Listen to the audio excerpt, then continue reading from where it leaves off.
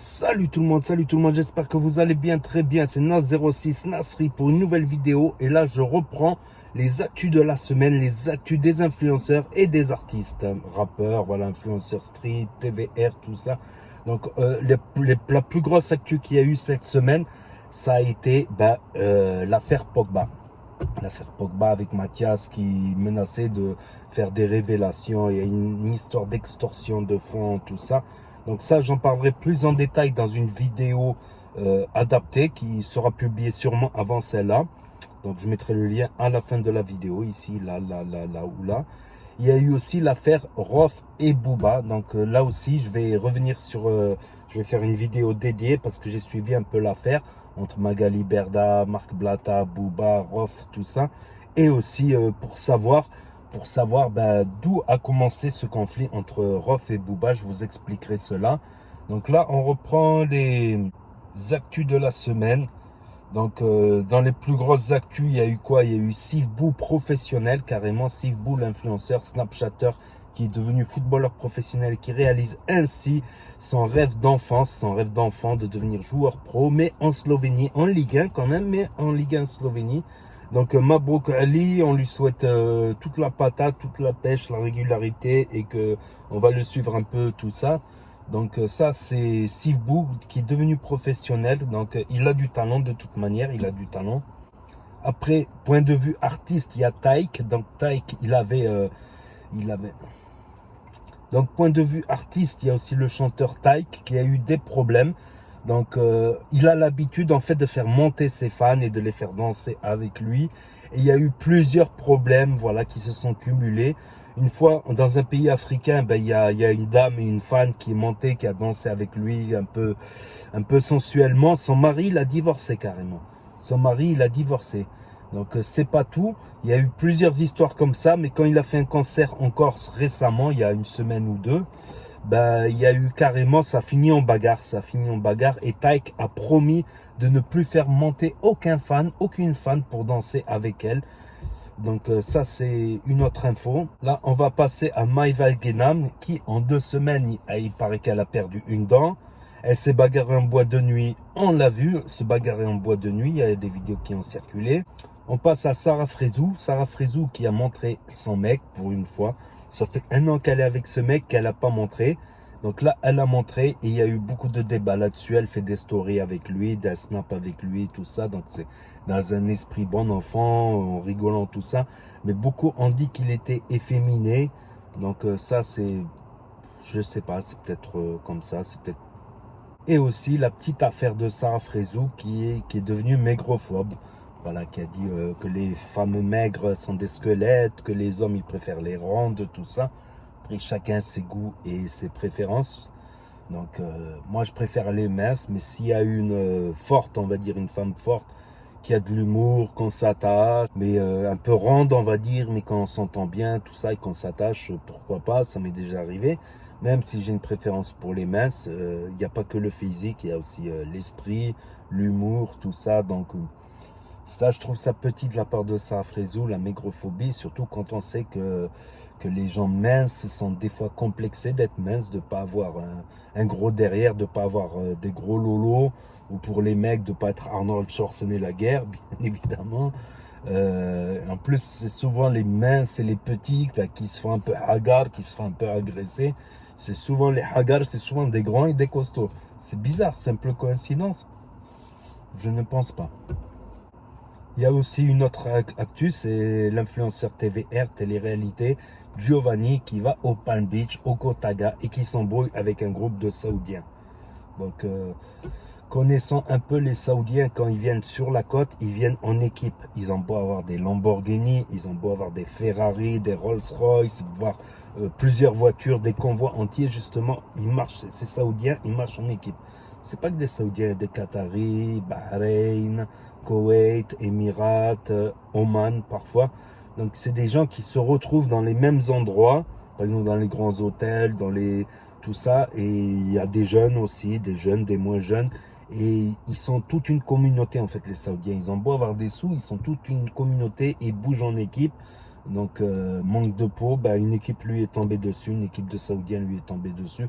Après, je connais pas les tenants, les aboutissants, qui a commencé, quoi, comment, ou je sais pas. Mais en tout cas, ça avait fait un petit peu de bruit, voilà, au Gotaga, au Palm Beach. Voilà, petit embrouille de Giovanni avec, contre des Saoudiens. Ça ne m'étonne pas. Quand je vois que les Saoudiens, ils marchent souvent en équipe de 5, 10, 3, 4, 5. Ils sont tous toujours en équipe. Je voulais parler aussi de l'affaire Shana Kress et Jonathan Matijas, parce qu'ils ont eu des jumeaux. Ça remonte un peu plus, il y a plusieurs semaines, plusieurs mois. Voilà, ils ont eu des jumeaux, dont un trisomique. Donc ils ont fait leur choix. Donc il faut respecter le choix des gens. Ils ont fait le choix d'avorter celui qui possède les gènes de la trisomie. Après, je voulais parler de ce sujet parce que pour des gens qui n'ont pas d'enfants handicapés, qui n'ont pas côtoyé d'enfants handicapés, c'est quelque chose d'incroyable, de fou, de horrible. Mais en fait, quand on voit qu'il y a des enfants handicapés dans la famille, trisomiques ou d'autres types de handicap, on sait qu'on s'attache à ces enfants-là. Parce qu'ils parlent, ils rigolent, tout ça. Selon l'handicap, on s'attache beaucoup à ces enfants-là, même si ça représente une charge de travail énorme, supplémentaire, à un enfant qui est totalement autonome, à partir d'un certain âge. Donc c'est plus délicat chez les enfants handicapés, mais c'est pas parce qu'un enfant est handicapé que c'est la fin du monde, que leur vie est gâchée, que beaucoup de gens dramatisent, disent voilà, j'ai un enfant handicapé qui va naître, ma vie elle est gâchée, tout ça. Non, au contraire, je vois beaucoup de familles qui ont des enfants handicapés, même des familles, même côté de ma famille éloignée, il y a des enfants handicapés auxquels on s'attache beaucoup. On rigole chaque fois que je vais les voir, je vais le voir dans sa famille. Chaque fois on rigole, il fait des blagues, il discute, très intelligent même s'il est handicapé physique. Il a fait des études, tout ça pour justement aider sa famille alors qu'il est handicapé. Vous voyez le truc, c'est incroyable quand même. Bon, lui c'est un handicap physique, Ali. Voilà, dédicace à Ali. Donc vous imaginez un enfant handicapé qui veut aider sa famille. Après ça représente une charge de travail lourde, plus lourde qu'un enfant autonome, comme j'ai dit, mais c'est pas. Après, chacun fait son choix. Comme on dit, chacun fait ses choix. Il faut respecter le choix des gens. C'est autorisé dans la loi française. Ils font ce qu'ils veulent. Après, il y a eu quelques petites histoires. Shana qui se reçoit des insultes sur Internet, tout ça, etc. C'est un peu le jeu des réseaux sociaux, malheureusement. Même moi qui suis un petit youtubeur, je me reçois des fois des insultes dans le chat, des insultes gratuites, tout ça. Je passe, je zappe. Voilà, il y a des trucs, des réflexions qui font mal quand même. Des fois, j'y répondrai certaines réflexions, mais je préfère répondre à la team NAS. Voilà, à la team NAS 06, voilà, parce qu'ils sont sympas. Justement, je ferai des lives, voilà, comme ça, on interagit, on discute ensemble. Là, cette actu de la semaine, là, je la fais en vidéo, préparée. Mais voilà, pour la prochaine fois, je ferai peut-être en live. Et après, on va finir par Magali Berda, voilà, qui a reçu énormément de pression. On l'a vu à TPMP. Donc, il paraît que son adresse, elle a fuité, elle a tourné dans les réseaux, elle a dû déménager en 24 heures. Parce que ce soit les fans ou que ce soit les haters, ça peut être dangereux. Elle a reçu des menaces de mort, tout ça, des followers de Booba. Donc, il y a quand même une grosse histoire entre. Après, c'est pas Magali Berda qui fait les escroqueries, la plupart des escroqueries qu'on connaît dans les réseaux sociaux, les placements escroqueries, ceux qui vont te demander ton RIB, ton truc, et ils vont te dire on t'envoie 6 000 euros, tu nous renvoies 5 000, mais qu'il envoie 5 000, il se retrouve 4 000 à découvert. Ou certains trucs, j'ai entendu des histoires de trading, des histoires de etc. Donc après c'est la guéguerre entre Booba et Magali Berda, mais ce que je sais, quand j'ai traité l'affaire Marvel Fitness, il a pris 2 ans de prison pour cyberharcèlement au meurtre. Donc je ne prendrais pas ça à la légère du côté de Booba. Si j'étais Booba, je ne prendrais pas ça à la légère. Certes, en appel, il a pris moins, mais il a fait quand même du ferme. Ils lui ont mis 2 ans exprès pour qu'il puisse y avoir un mandat de dépôt, c'est-à-dire qu'au tribunal, ils te mettent les menottes, tu vas au truc.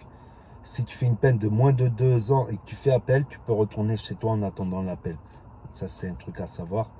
Ou même si tu fais pas appel, tu peux rentrer chez toi, préparer tes affaires, tout ça, et recevoir une date. Quand tu as une peine de moins de 2 ans, plus de 2 ans, Finalement, il s'est pris quelques mois qu'il a purgé.